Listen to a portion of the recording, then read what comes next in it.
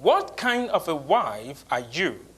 The one who nags and complains about everything and anything, or the one who is extremely jealous and overprotective up to the point where the life of your husband or children means little or nothing to you?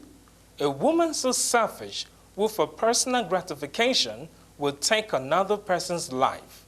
If these features fit your description, then this story is for you.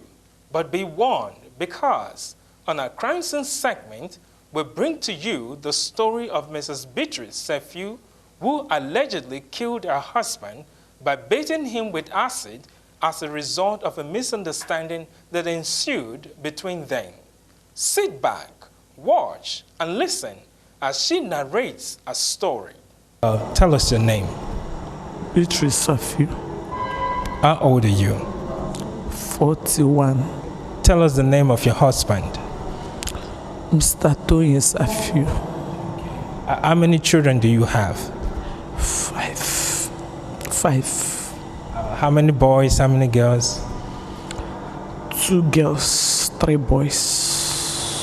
So, madam, tell us the story. Why are you here in the police station? Hey, God.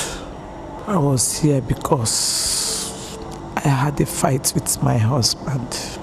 Actually, my husband woke me up around 11 to 12 that a woman gave birth for him. That was on Friday.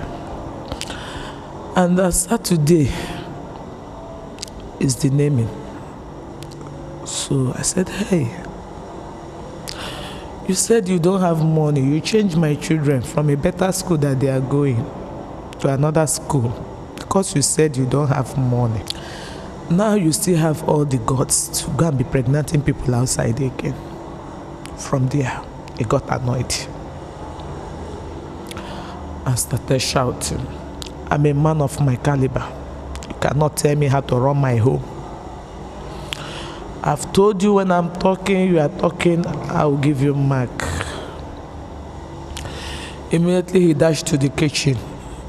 Where is my cutlass? Already we were sleeping. The doors have been bolted, nowhere to run out. He dashed into the kitchen for a cutlass. He could not get the cutlass. I rushed to the door to run out, but I couldn't run out. Immediately he dashed into the bathroom and collected the bucket of acid. I thought it was even hot water. I didn't know that it was acid. He now dashed out. As he now came out, I rushed to him, so we started struggling the bucket. On the event of the struggling, I now pushed him with the bucket. He now fell inside the chair. The whole thing poured all over him. He started shouting, my body, my body, my body, my body, my body is hot, my body is hot. He rushed to the bedroom. I now rushed to the freezer. I carried the cold water. I poured on him. The ones that poured on my hand, I poured water too on my hand. Immediately I rushed outside.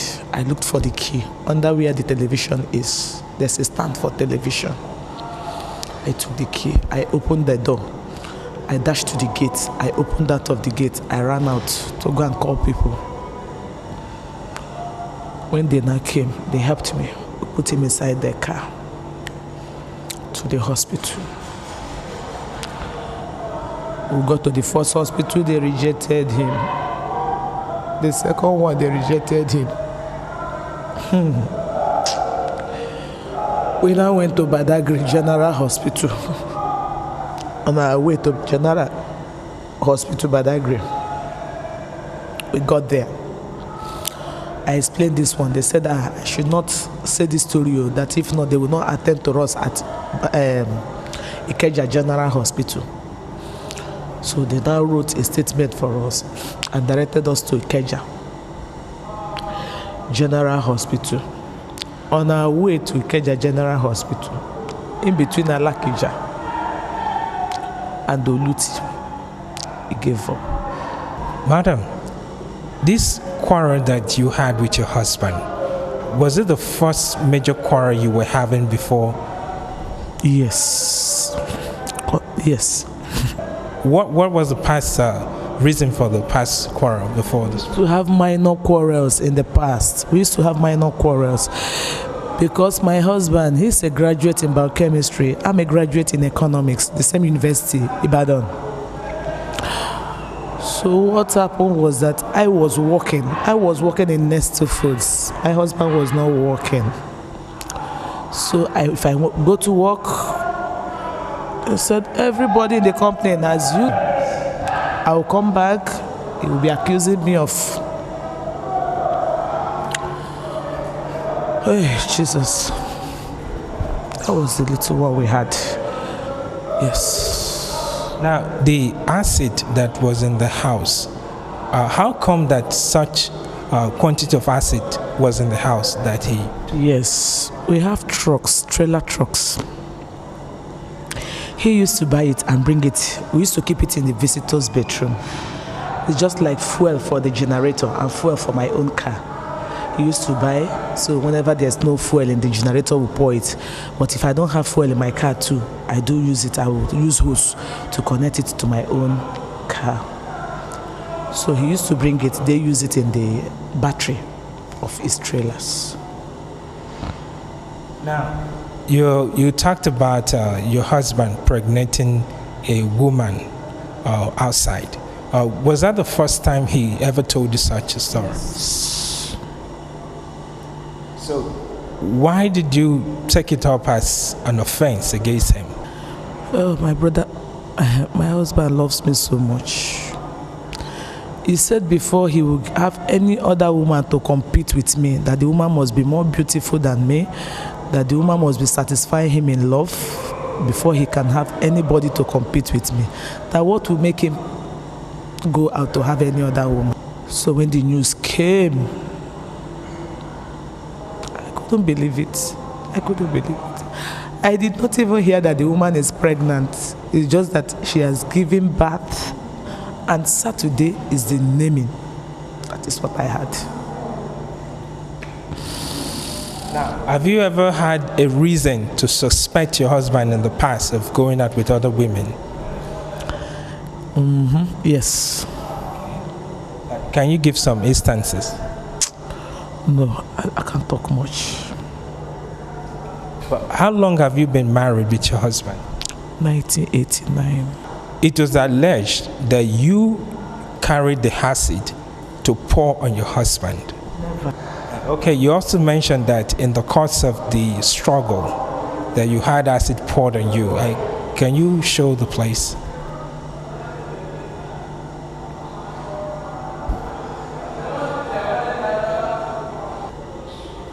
In case there is a relief from this and you have an opportunity to be married to another man. No. Okay. Okay. You don't want to marry yet? No. What about your children? Where are they now? They are with my mother-in-law. So what was their reaction when they heard that their father is dead as a result of this quarrel? They were not happy.